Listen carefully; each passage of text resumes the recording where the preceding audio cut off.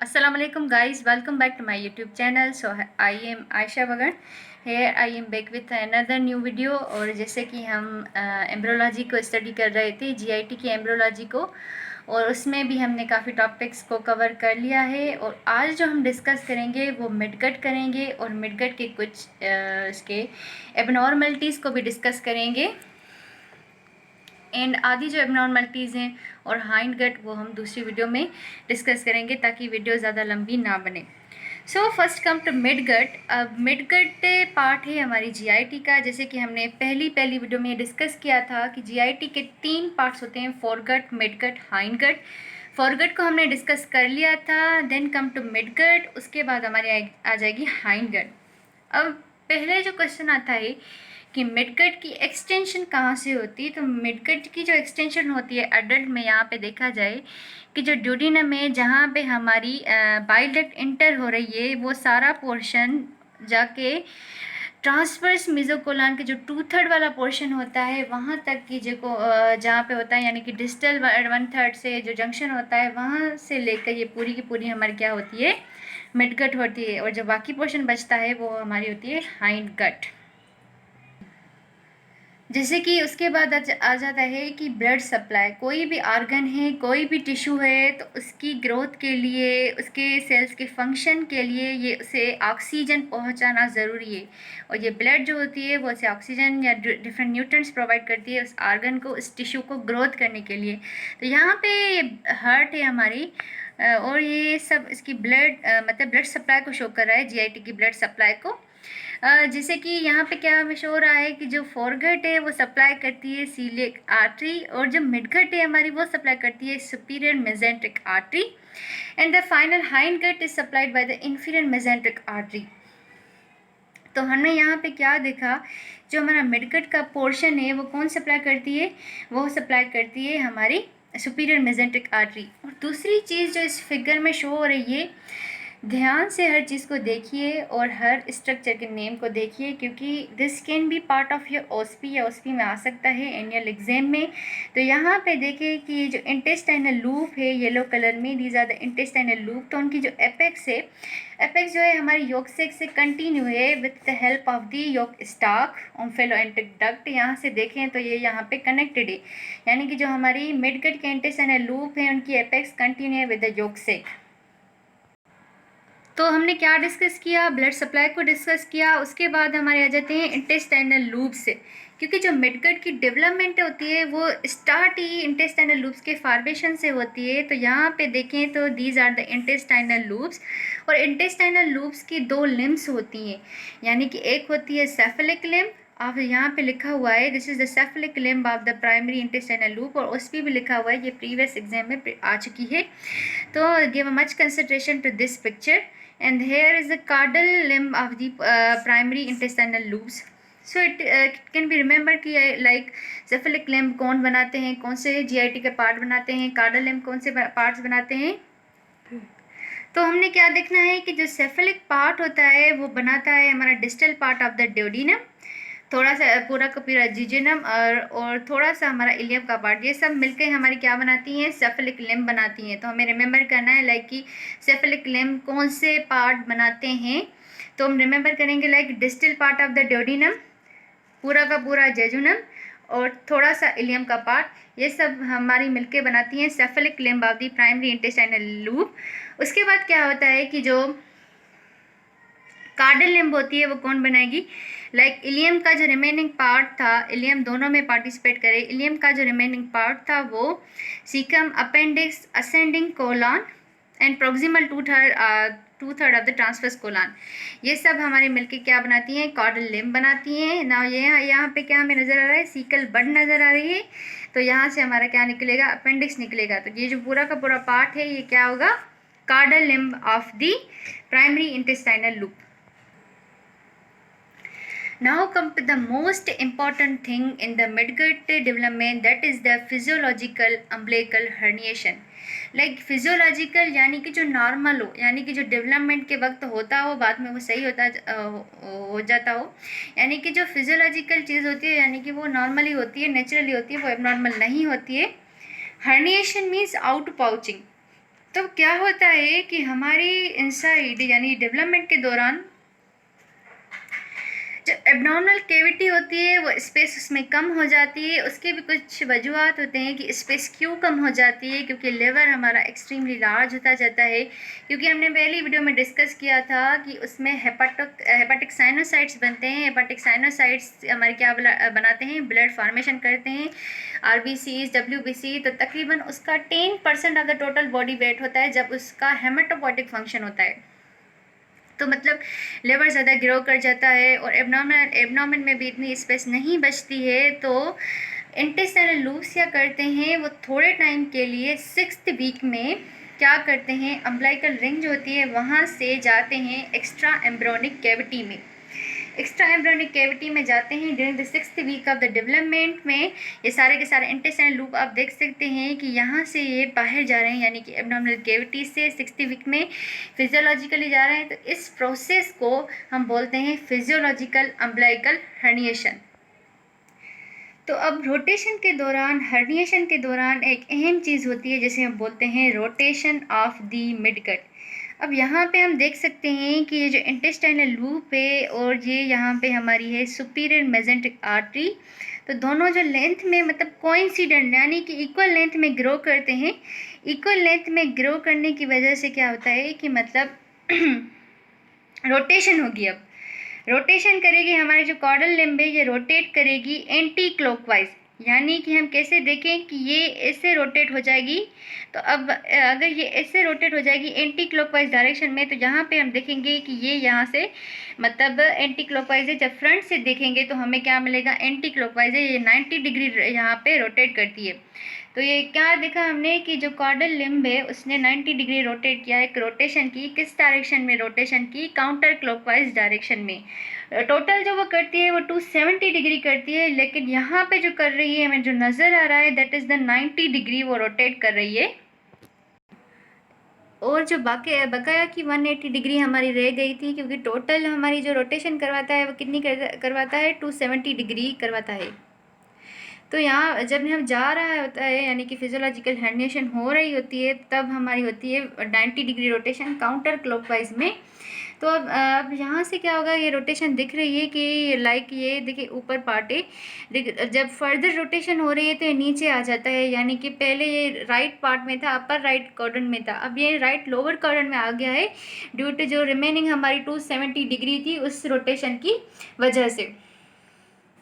अब क्या हो रहा है कि इस रोटेशन हर्निएशन के प्रोसेस के दौरान जो स्मॉल इंटेस्टाइन और लार्ज इंटेस्टाइन है वो ग्रो कर रहे हैं, लेकिन ग्रोथ तो कर रहे हैं, लेकिन जो चीज़ होती है कि स्मॉल इंटेस्टाइन है वो लूप्स बनाते जाते हैं, लूप्स बनाते जाते हैं कि लाइक थोड़ी स्पेस में वो अच्छे से कंज्यूम कर लें, तो लूप्स बनाते हैं। और जो लार्ज इंटेस्टाइन होता है वो ग्रो तो करता है लेकिन लूप्स फॉर्मेशन में वो कोई रोल प्ले नहीं करता।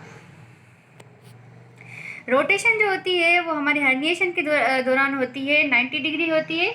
और जब वो इंटेस्टाइनल लूप्स होते हैं यानी कि रिटर्न करते हैं तो बकाया हमारी 180 डिग्री होती है। यानी जाने के वक्त 90 डिग्री और आने के वक्त 180 डिग्री, टोटल मिला के हमारी जो रोटेशन हुई वो 270 डिग्री हुई, जिससे और किस डायरेक्शन में हुई, काउंटर क्लॉकवाइज डायरेक्शन में हुई। ये एक आपका बीसी की क्वेश्चन भी बन सकता है और उस भी क्वेश्चन भी बन सकता है कि लाइक आपको फिगर देकर पूछा जा सकता है कि यहाँ पे कैसे रोटेशन हो रही है, किस डिग्री तक रोटेशन हो रही है और कौन से डायरेक्शन में रोटेशन हो रही है।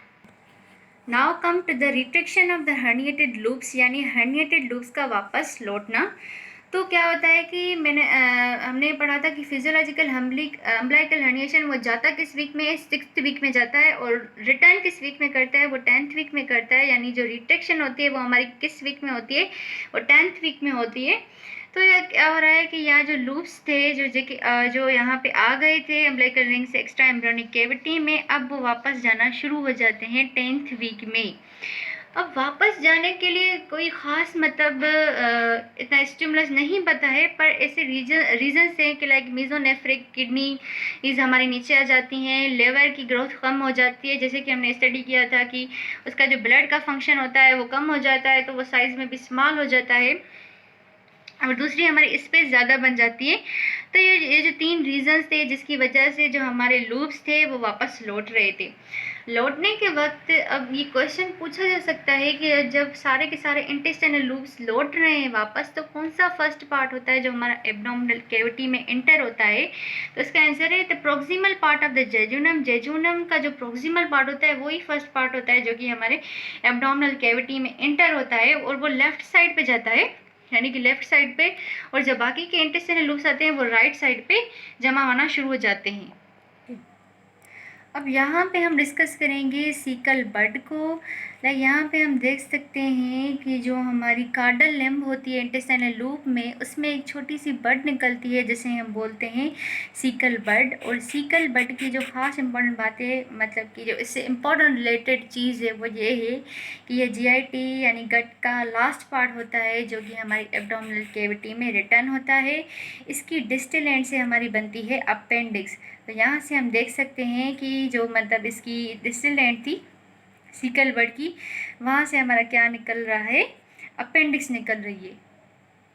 यहाँ पे हम देख सकते हैं इस फिगर में कि जो सीकल बड है यानी सीकम वाला पोर्शन है वो राइट अपर साइड पे है। जैसे मैंने ये पहले भी डिस्कस कर लिया कि ये राइट अपर साइड पे है। तो जब फर्दर रोटेशन हो रही है, 270 डिग्री की रोटेशन आ रही है, तो ये राइट इलियक फोसा में यानी कि नीचे आ जाते हैं, नीचे होकर सेटल हो जाते हैं, असेंडिंग कोलन ऊपर हो जाता है। और ये यहाँ से हेपेटिक फ्लेक्सर से शुरू होता है और जाके स्प्लेनिक फ्लेक्सर से ट्रांसवर्स कोलन ख़त्म होता है, यानी कि चेंजिंग्स आ जाती हैं, ऊपर नीचे हो जाते हैं ड्यू टू रोटेशन की वजह से। अब जैसे कि जो हमने अपेंडिक्स को डिस्कस किया कि वो डिस्टल एंड से डेवलप होता है, सीकल बड्स की डिस्टल एंड से डेवलप होता है।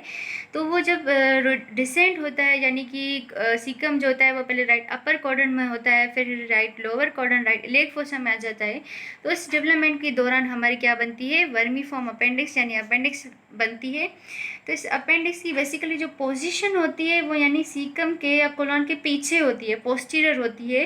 तो इस पोजीशन को हम क्या बोलते हैं? रीट्रो सिकल और रीट्रो कोलिक पोजीशन बोलते हैं, क्योंकि जो रीट्रो वर्ड है उसकी माना है पोस्टीरियर, उसका मतलब है पोस्टीरियर पोजीशन में।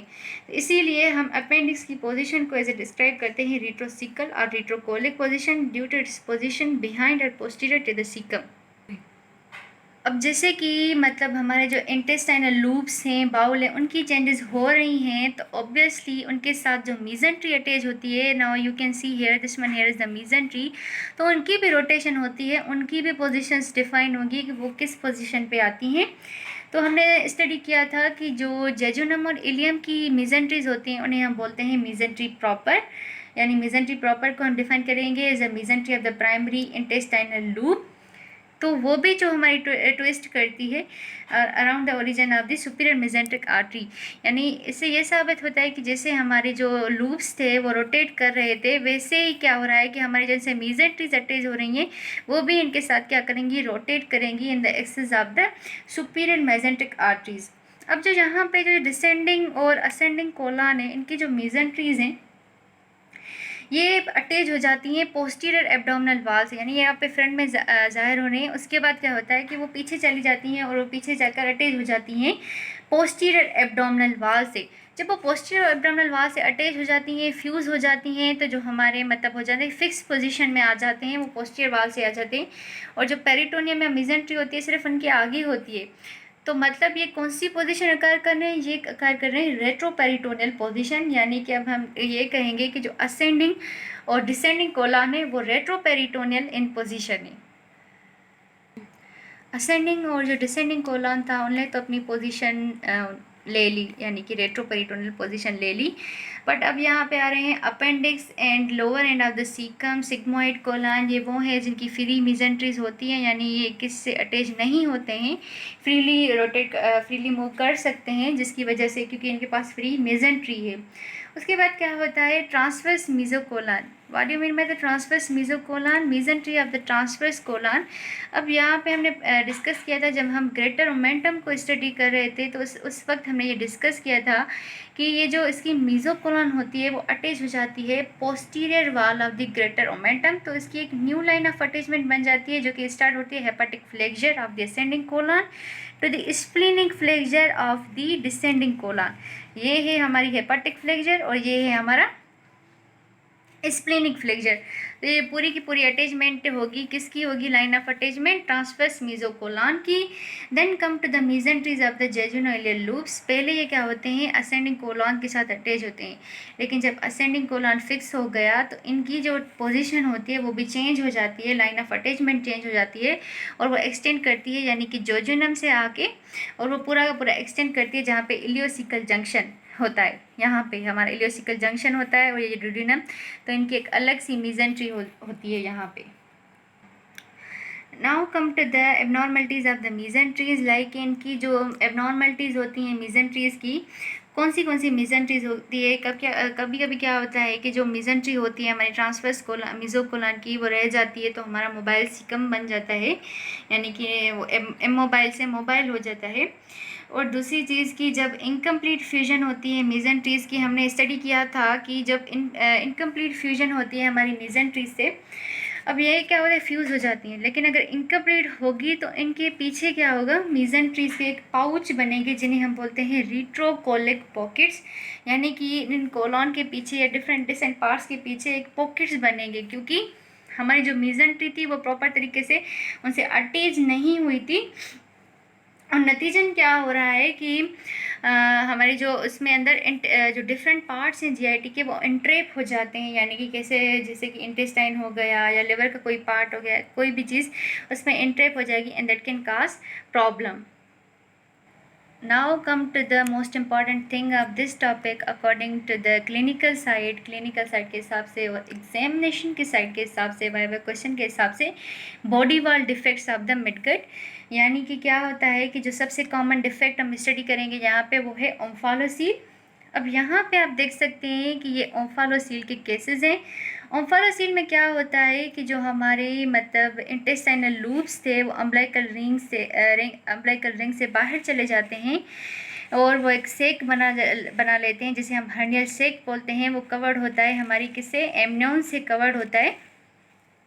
तो बेसिकली ये होता कैसे है कि मतलब क्या होता है कि जब हमारी फिजियोलॉजिकल हर्निएशन होती है तो हमने पढ़ा था कि वो 6th वीक में जाते हैं और 10th वीक में रिटर्न हो जाते हैं हमारे इंटेस्टाइनल लूप्स।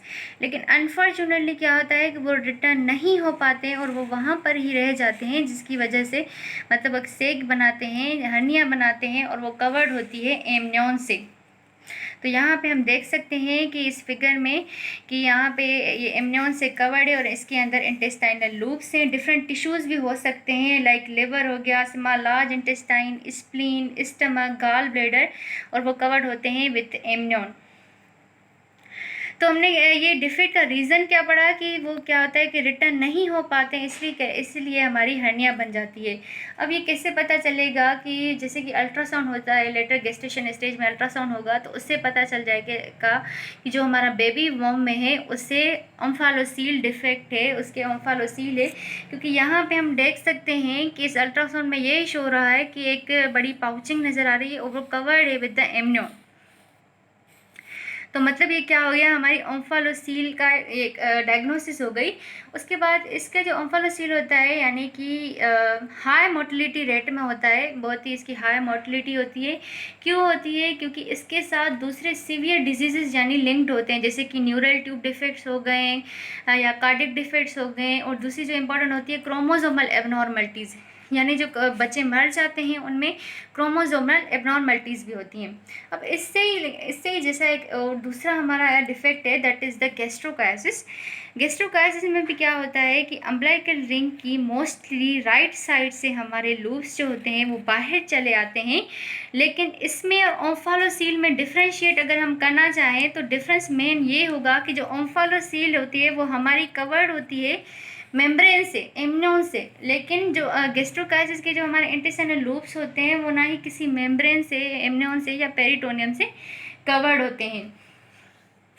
अब इसके क्या होता है, क्यों होता है कि जो डिफेक्ट होता है हमारा यानी कि जो मिडगट होती है वो हमने स्टडी किया है कि वो कम्युनिकेट होती है योगसेक से, लेकिन आगे चल के वो बंद हो जाती है, वो कंटिन्यू नहीं रहती है। लेकिन यहाँ पे नज़र क्या आ रहा है कि वो मतलब वो डिफेक्ट पूरा नहीं हुआ है और जिसकी वजह से हमारे जो लूप्स हैं वो बाहर चले गए हैं। तो मतलब क्या हो रहा है कि वो बाहर चले गए हैं और ये एक डिफेक्ट की फॉर्म में हमें नज़र आ रहे हैं। जैसे कि यहाँ पे हमें देख सकते हैं कि ये गैस्ट्रोकायासिस का हमारा अल्ट्रासाउंड है, जिसमें नज़र आ रहा है कि बाहर हमारे इंटेस्टाइनल लूप्स हैं। इसमें मोर्टेलिटी रेट कम होता है एज़ कम्पेयर टू द ओम्फालोसील। क्यों मोर्टेलिटी रेट कम होता है? क्योंकि ये डिफरेंट अदर मतलब एबनॉर्मलिटी से लिंक नहीं होता है, क्योंकि इसमें क्या होता है कि मतलब जो उसमें ओम्फालोसील थी उसमें कार्डिक भी थे, न्यूरल ट्यूब डिफेक्ट्स थे, क्रोमोसोमल एबनॉर्मलिटी से, लेकिन इसमें डिफेक्ट नहीं होता है। सर्जिकल मेथड से, सर्जिकल प्रोसेस से हम इससे ठीक कर सकते हैं। So thank you so much for watching my video. If you like the video, then don't forget to subscribe my YouTube channel, like the video, share with your loved ones. And I also want to thank you because you people show me so much love and so much support.